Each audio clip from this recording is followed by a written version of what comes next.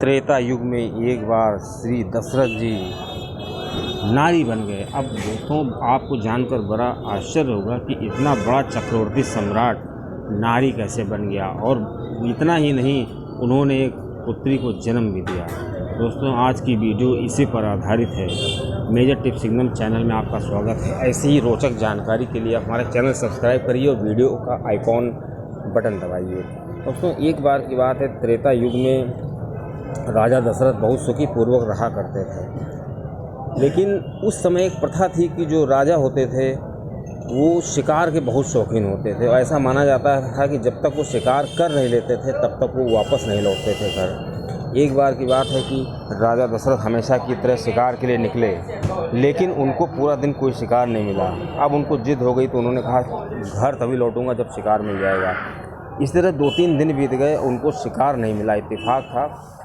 अब जब उनको प्यास लगी तो वो एक जलाशय के पास गए, तालाब के पास गए, और उस तालाब बहुत ही खूबसूरत था, और उस तालाब के पास जाकर के उन्होंने जल ग्रहण करना चाहा। और जैसे ही ग्रहण करना चाहिए, जैसे ही उन्होंने जल ग्रहण किया, उसी तरह वो तुरंत नारी बन गए। तो हुआ ये था कि वो जो जलाशय था, उस जलाशय में ये खासियत थी कि उसका जल जो ग्रहण कर लेता था, जो छू लेता था, वो तुरंत नारी बन जाता था। और वो जो जलाशय था श्रृंगी ऋषि के अंतर्गत आता था, और श्रृंगी ऋषि ही उसकी देखभाल करते थे। और श्रृंगी ऋषि के श्राप के कारण वो उस जलाशय में केवल अप्सराएं ही जल पीती थी।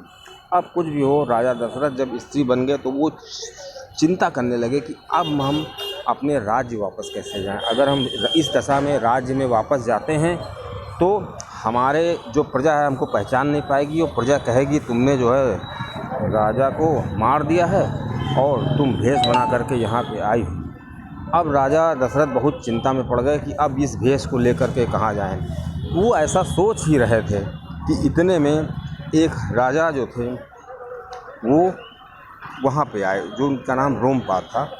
जैसे ही रोमपाद ने उस अप्सरा रूपी दशरथ जी को देखा, वो उस पर मुग्ध हो गए। रोमपाद जी ने उससे कहा कि तुम इतनी खूबसूरत हो, यहाँ कैसे आई? उसने कहा कि मैं नहीं जानती कि मैं यहाँ कैसे आई, बस मैं यहाँ पे आ गई हूँ, और कैसे आई ये नहीं मैं नहीं बता सकती। तो राजा दशरथ वो जो रोमपाद जी सोचने लगे कि अक्सर यहाँ पे अप्सराएं आया करती हैं, उन्हीं में से कोई होगी। तो ऋषि रोमपाद जी ने उसको ऑफ़र दिया कि तुम मेरी रानी बन जाओ और मेरे साथ महल में चलो। अब इधर राजा दशरथ सोचने लगे कि मेरे लिए इनके साथ जाना ही उचित रहेगा, क्योंकि हम स्त्री रूप में हैं। ऐसे में कोई भी आकर के हम पर हमला कर सकता है, हमको ज़बरदस्ती ले जा सकता है। ये तो कुछ भला आदमी मालूम दे रहा है। इस प्रकार राजा दशरथ जो स्त्री के रूप में थे वो रोमपाद जी के यहाँ चले गए। उधर रोमपाद जी ने उनको अपनी स्त्री बना लिया, उनके साथ विवाह करके उनसे एक पुत्री का जन्म हुआ। रोमपाद जी ने अपनी पुत्री का नाम शांता रखा, और वो दोनों सब सुखपूर्वक रहने लगे। इधर अयोध्या में जब रोमपाद जी कई दिनों से, कई महीनों से, कई साल हो गए जब नहीं आए, तो रानियों को बहुत चिंता हुई। रानियों ने एक निश्चय किया कि वो वशिष्ठ जी के पास जाएंगी और उनसे सलाह लेंगी कि ऐसे में क्या करना चाहिए। तीनों रानियां वशिष्ठ जी के पास गईं और वशिष्ठ जी से कहने लगीं कि महाराज 1 साल से ज़्यादा हो गया है और वो अभी तक वापस नहीं आए हैं, मुझे बहुत चिंता हो रही है। कभी ऐसा नहीं होता था, हमेशा वो वापस आ जाते थे। ऐसे में वशिष्ठ जी ने सलाह दी कि उनका पता लगाया जाए।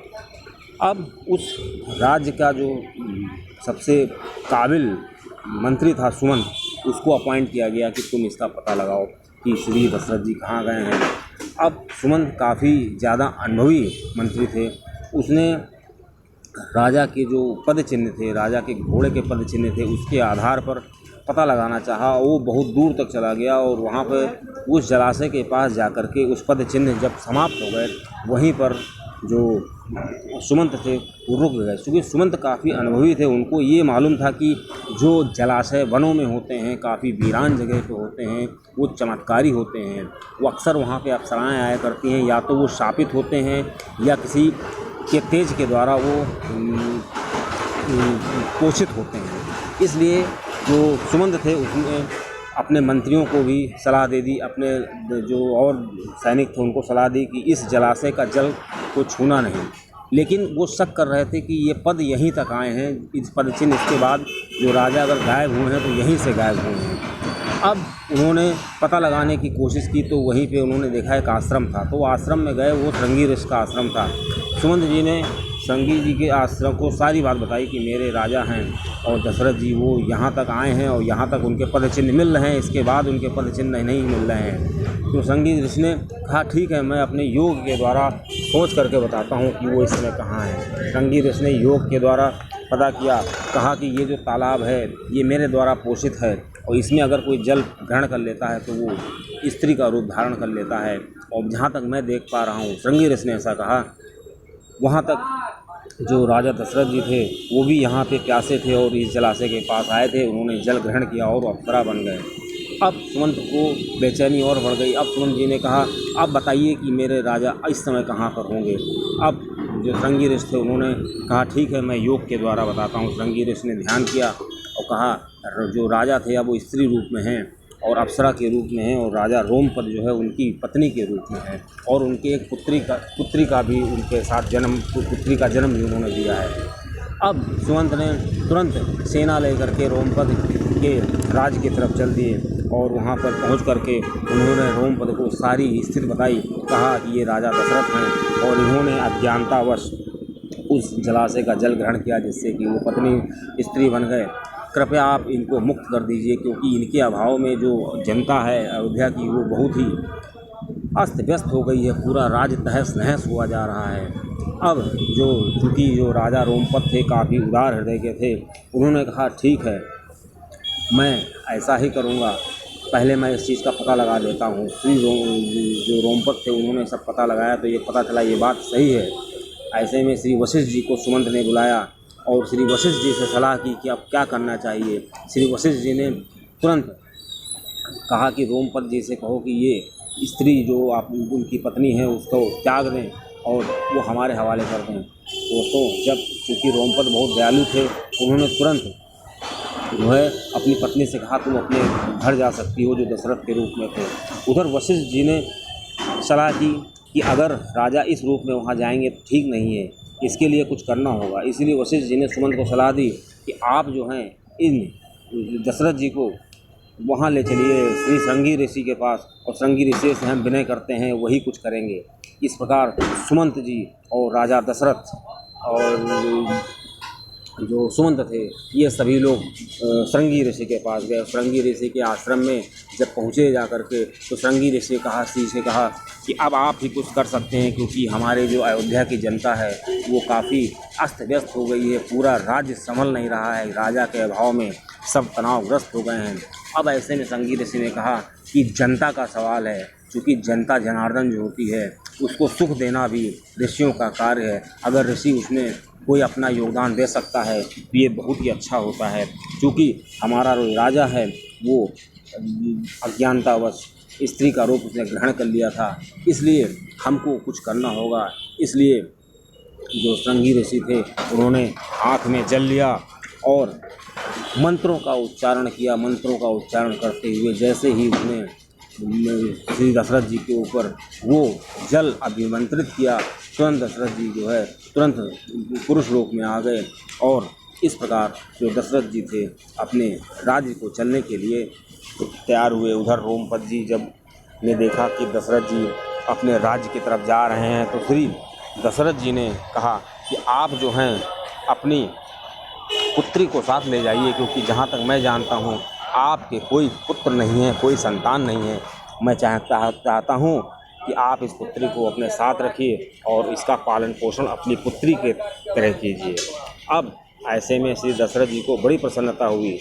ये वही पुत्री थी जो बहुत कम लोग जानते हैं कि ये दशरथ जी की पुत्री थी। बहुत लोग ये सोचते हैं कि वो जो पुत्री है वो कौशल्या जी की पुत्री थी, लेकिन ऐसा नहीं है, वो श्री दशरथ जी की पुत्री थी, क्योंकि दशरथ जी को श्रापित थे, उनको तो कोई पुत्र का जन्म हो ही नहीं सकता था। क्योंकि जब रावण ने तपस्या की थी और ब्रह्मा जी से वरदान मांगा था, 5000 वर्षों तक तपस्या की थी, तो रावण ने ये अपने वरदानों में एक वरदान यही मांगा था कि जो राजा दशरथ हैं इनके कोई पुत्र न हो।